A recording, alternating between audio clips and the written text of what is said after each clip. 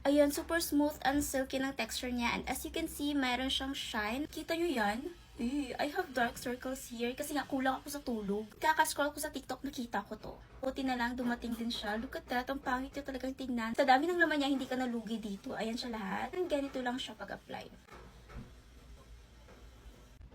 Ayun, super smooth and silky ng texture niya. And as you can see, mayroon siyang shine. Makikita nyo naman ang difference niyan. And ang maganda dito kasi mayroon siyang cooling effect. So, marerelax talaga yung under eye mo. So, look at the difference, guys. This is the with and without.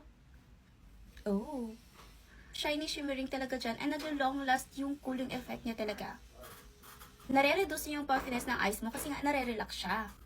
Oh, it's really amazing, guys. It also hydrates and it revitalizes your under eye. Look at that. Oh. So, papakita ko sa inyo yung shine effect niya. Ayan. That's the shine effect. Bilang fresh yung pakiramdam, fresh na fresh ka ding tignan. Kasi nga, tingnan nyo naman yan, no? Diba? Ang galing niya kasi meron siyang anti-wrinkle puffiness. So, hindi ko pala nasabi kanina, this is the Dewy Hour Cool Balm Stick. Sarap niyang gamitin kasi nga, I can feel it and I can see the difference talaga, guys. Perfect if meron kayong dark circles and puffy eyeball. It's glowing, it's giving, and I really like this. And if gusto nyo rin to, ilalagay ko ang link niya sa yellow basket sa baba para hindi kayo mahirapan maghanap.